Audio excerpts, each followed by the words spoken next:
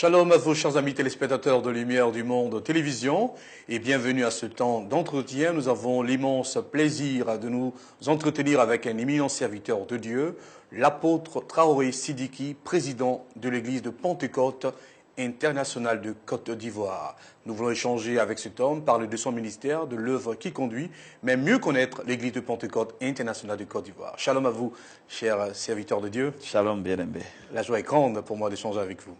Cette joie est partagée, c'est de même pour moi, et avec plaisir de vous rencontrer. Très bien. Alors, nous aimerions mieux vous connaître. Qui est l'homme? Qui est l'apôtre Traoré Sidiki? L'apôtre Traoré Sidiki, elle est née d'une famille de 9 enfants. Je suis originaire de Bounois.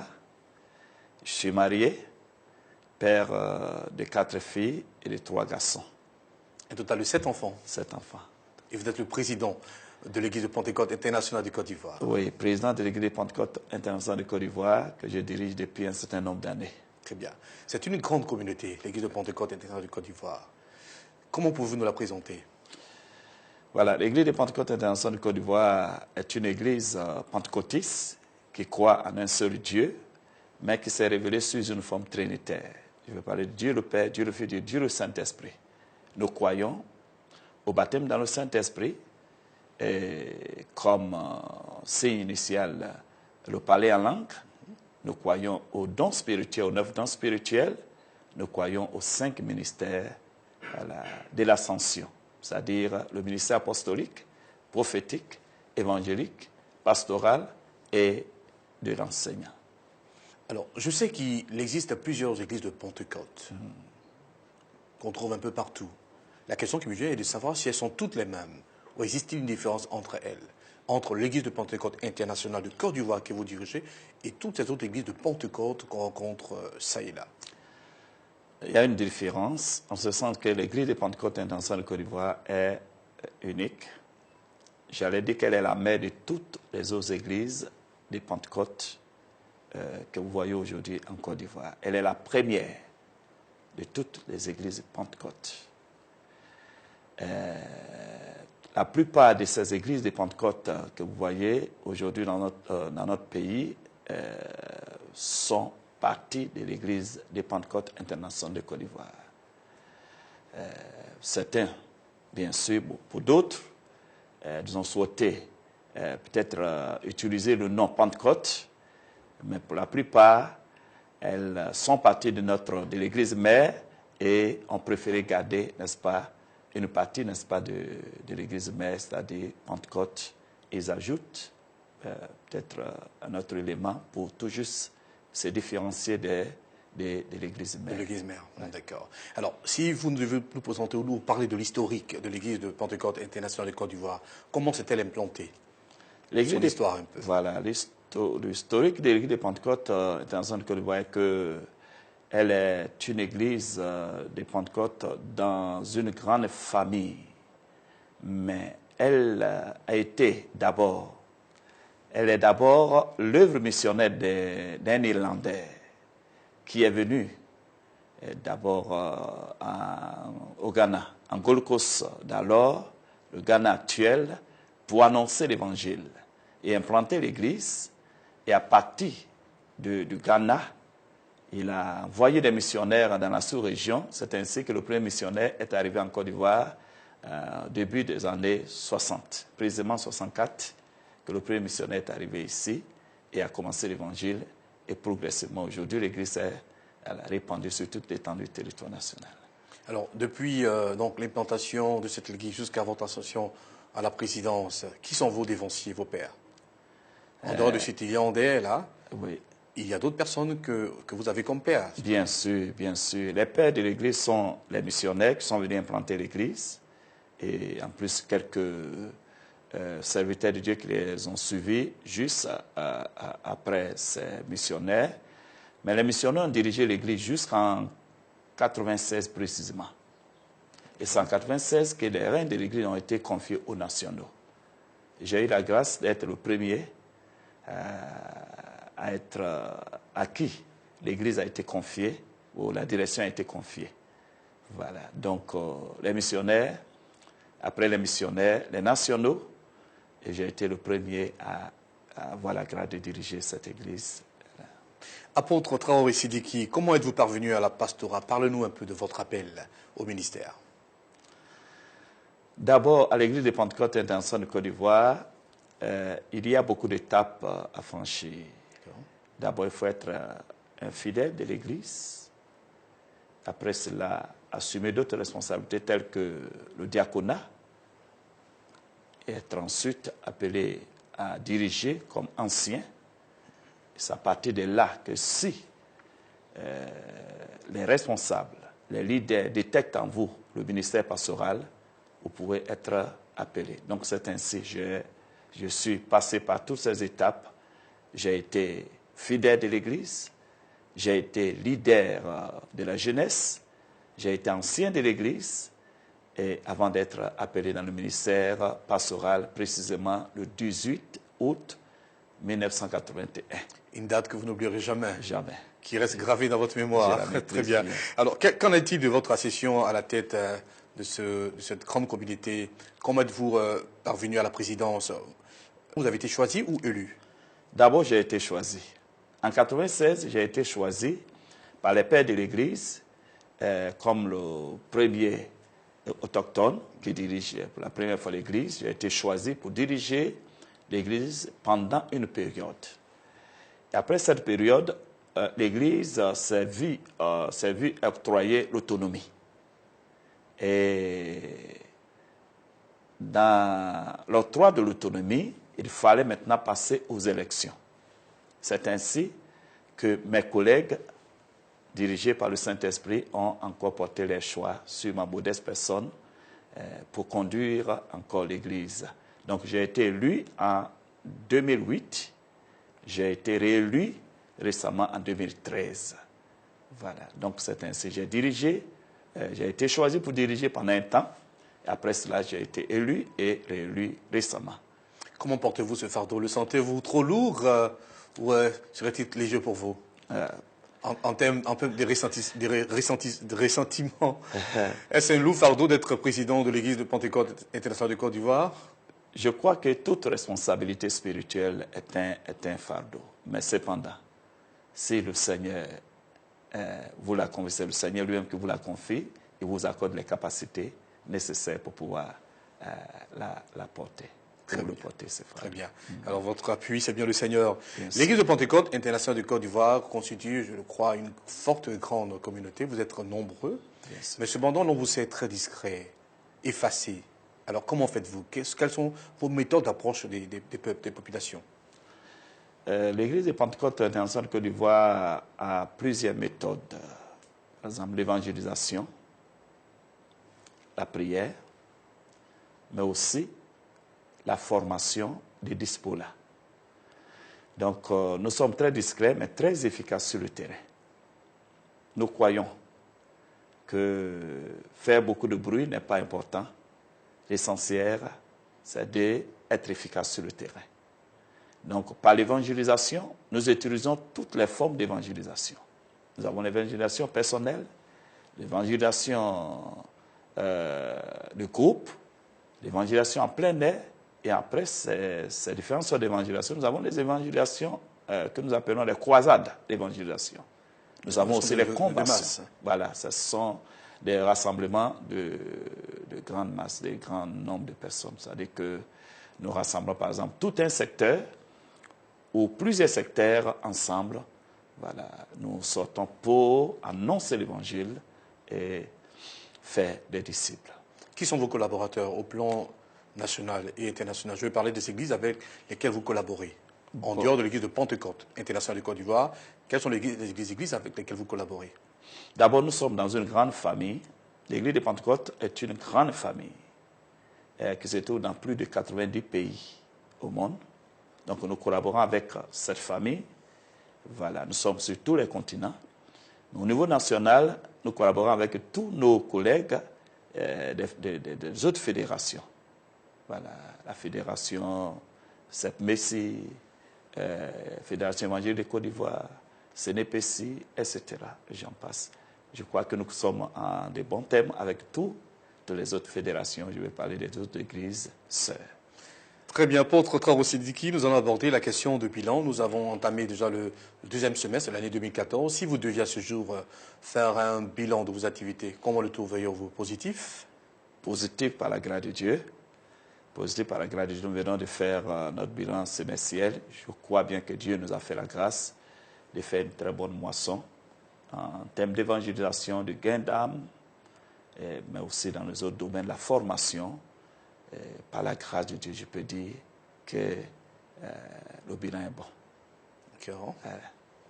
Gloire soit rendue au Seigneur, on le dira ainsi.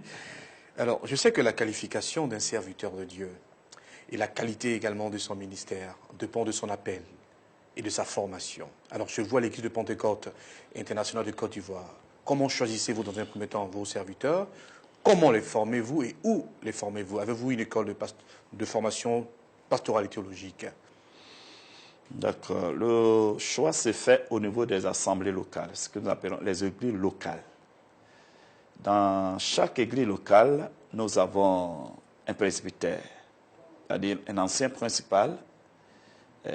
Autour de cet ancien principal, il y a d'autres anciens, il y a des diacres, des diaconesses et des leaders laïcs.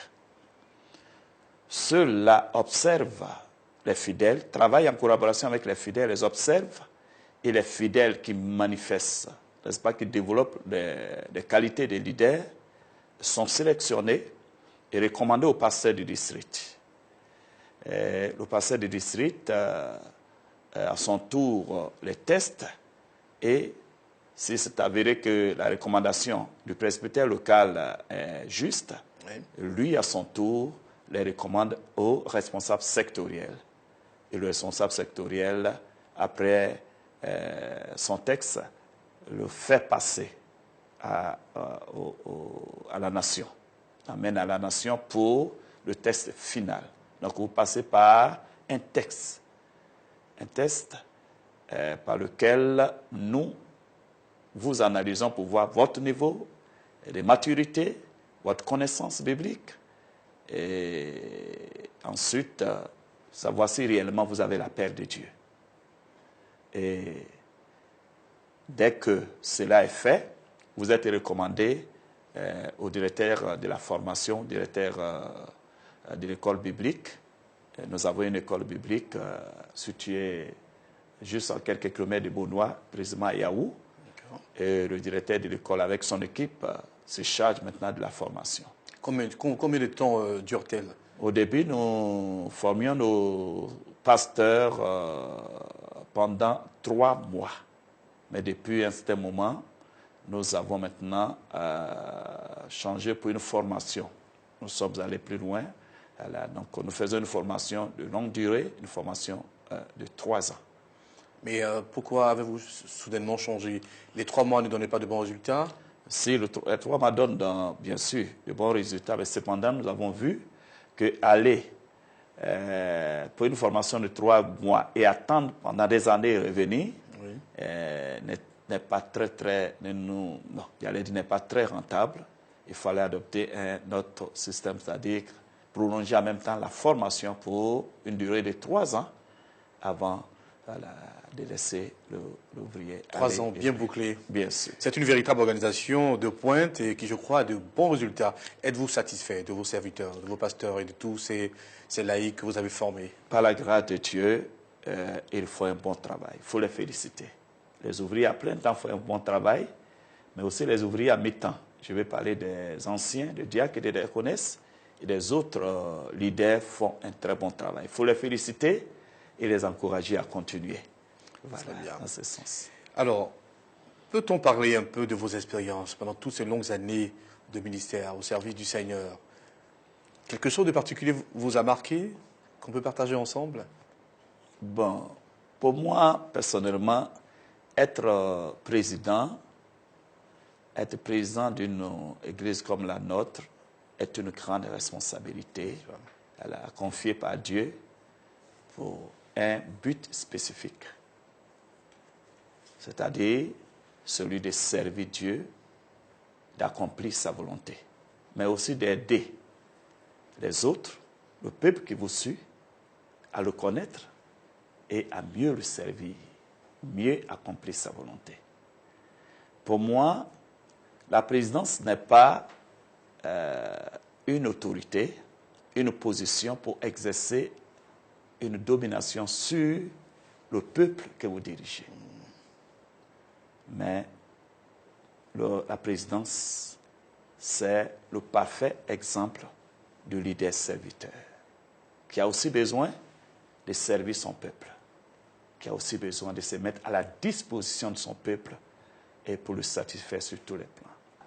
Comme le Seigneur Jésus l'a si bien dit, que celui qui dirige soit comme le serviteur de tous et celui qui gouverne comme celui qui sert.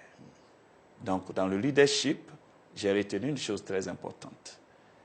Ne faites jamais prévaloir vos intérêts, mais que les intérêts de Dieu occupent la première place. Après les intérêts de Dieu vient l'intérêt, n'est-ce pas, de l'intérêt général, l'intérêt du peuple. Et vous, vos besoins viennent en troisième position. C'est ainsi que Dieu vous accorde la réussite. Et c'est ainsi que vous-même vous vous sentirez à l'aise. Un conseil de grande importance qui, je crois, est retenu par les uns et les autres. Apôtre Traoré Sidiki, pour un chrétien qui arrive la toute première fois chez vous et qui aimerait bien y demeurer, quelles sont les informations qu'il doit savoir sur vos activités le long de l'année? Que faites-vous pendant toute l'année, pendant toute une année? Je voudrais profiter pour apporter une lumière sur, disons, j'allais dire, l'organisation même de l'Église. Allez-y. L'Église des Pentecôtes internationale de Côte d'Ivoire est organisée d'abord en secteurs. Il y a la nation, il y a les secteurs, il y a les districts, il y a les assemblées locales. Les assemblées locales sont dirigées par des anciens principaux, aidés par d'autres anciens diacres et diaconesses. Ensuite, sur ces assemblées locales sont établis des pasteurs. Donc, un pasteur dirige plusieurs églises locales. Il supervise, je vais dire, plusieurs églises locales qui sont elles-mêmes dirigées par des anciens principaux, aidés par d'autres anciens. Et ensuite, nous venons au niveau sectoriel. Un secteur est composé de plusieurs districts, dirigés par plusieurs pasteurs. Et à la tête de ce secteur se trouve un responsable sectoriel. Il peut être un apôtre, il peut avoir le titre d'apôtre, de prophète, d'évangéliste ou responsable sectoriel. Donc le secteur est dirigé par des responsables sectoriels.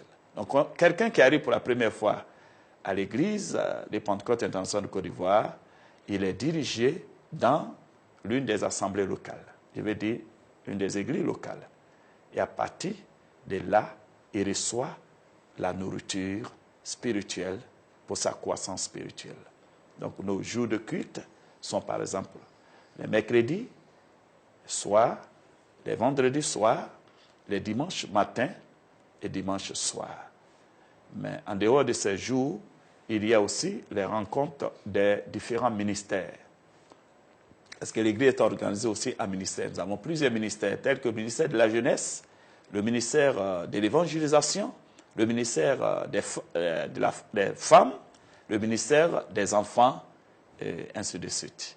Donc, à part les principaux jours de culte, il y a aussi des jours pour la formation, n'est-ce pas, au niveau de ces différents ministères.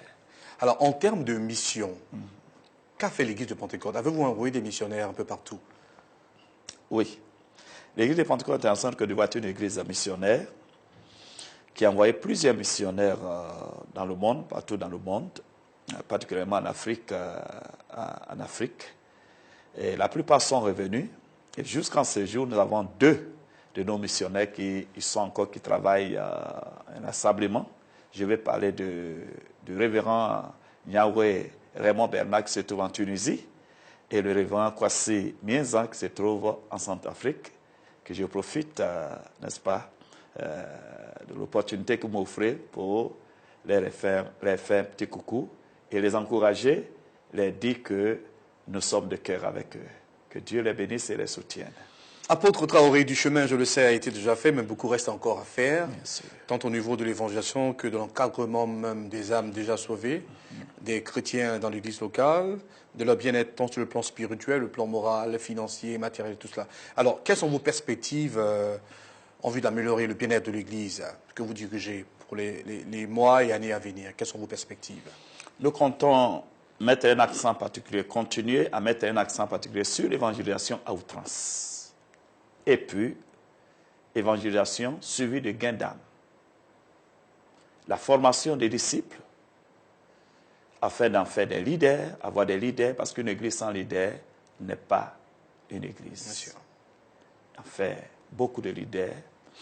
Et puis, mettre aussi un accent particulier sur la formation pastorale, mais aussi la formation des leaders. Le directeur de la formation est à pied d'œuvre avec son équipe pour nous produire, n'est-ce pas, un programme de formation qui va s'étendre sur toute l'étendue du territoire national. C'est-à-dire qu'à part la formation qui est accordée aux pasteurs, nous avons la formation des leaders laïcs.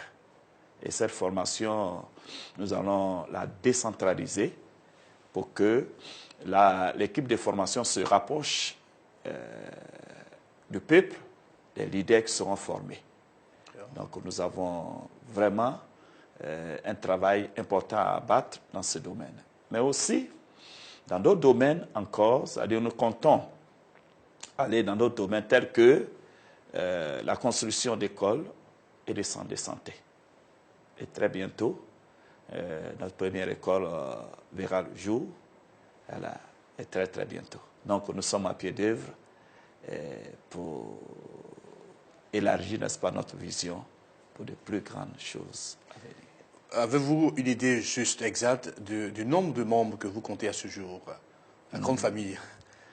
L'Église de Pentecôte internationale de Côte d'Ivoire compte présentement plus de 80 000 fidèles. 80 000 fidèles. Plus de 80 000 fidèles répartis dans 850 églises locales. 850 églises locales. À Abidjan, cela fait partie aussi de nos particularités. À Abidjan, ici, nous avons seulement 20% de l'effectif total. 20%. 20%. Donc, vous allez voir qu'à Abidjan, nous avons seulement 20% des fidèles, mais les 80% sont à l'intérieur. Ce qui veut dire que l'Église des Pentecôtes de Côte d'Ivoire ne se contente pas de rester dans les grandes villes seulement. Mais l'une de nos particularités, c'est que nous sommes répandus sur toute l'étendue du territoire. Dans les villes, villages et même les hameaux les plus reculés, vous allez trouver toujours une petite église des Pentecôtes internationale de Côte d'Ivoire, quelque part. Voilà. Dieu soit béni, Dieu soit béni.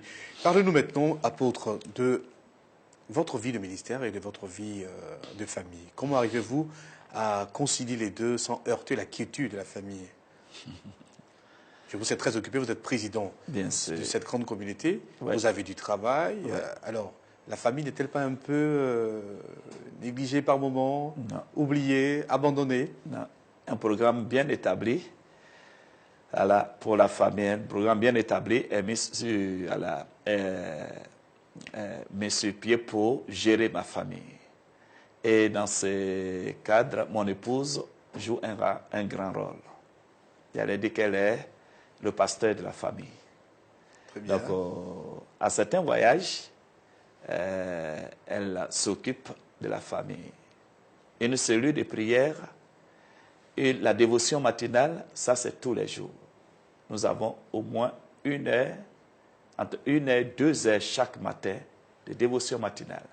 Et c'est mon épouse qui dirige, n'est-ce pas, cette dévotion matinale. Nous profitons pour lui faire un coucou et félicitations pour ce soutien en arrière-plan, qui n'est pas du tout à négliger. Amen. Salut à vous, Madame Apôtre Traoré Sidiki. Je voudrais ajouter ceci pour dire que l'Église commence d'abord à la maison. D'accord. L'Église, c'est d'abord la famille. Donc, en aucun cas, la famille ne doit être négligée. Voilà. Donc, nous faisons en sorte que nos enfants soient des véritables disciples de Jésus-Christ.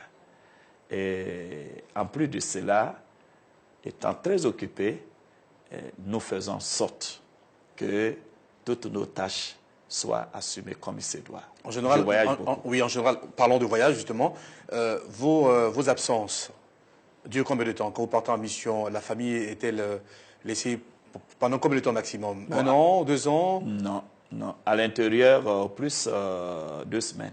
2 semaines. Au plus 2 semaines. À l'extérieur, je ne fais pas plus d'un mois. Ou un mois et demi au plus. S'il arrivait que vous devez partir pour 1 an ou plus, Pour le moment, comment le preniez-vous? Pour le moment, ça ne s'est pas encore Mais si cela produit. devait arriver?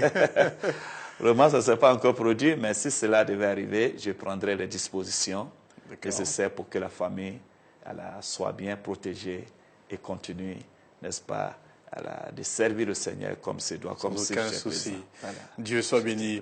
Nous sommes pratiquement au terme de cet entretien. Si vous deviez lancer un message à toute l'Afrique et au-delà, à toute la grande communauté de l'Église de Pentecôte internationale de Côte d'Ivoire et aux églises sœurs avec lesquelles vous collaborez, un message d'appui à vos collaborateurs pasteurs, que leur diriez-vous? Merci de me donner cette opportunité. Si j'ai un message à lancer, ce message sera de répéter ce que Jésus a dit. Le Seigneur Jésus a dit que la moisson est grande, mais il y a peu d'ouvriers. Je voudrais dire que nous vivons dans les derniers temps. Chaque chrétien doit se considérer comme étant cet ouvrier-là partout où il se trouve, afin de se mettre au service du Seigneur pour la moisson des âmes, avant que ne soit trop tard. Car comme le Seigneur l'a dit, la nuit arrive où personne ne peut travailler. Pendant qu'il est jour, c'est le moment de travailler pour la moisson des âmes. Merci.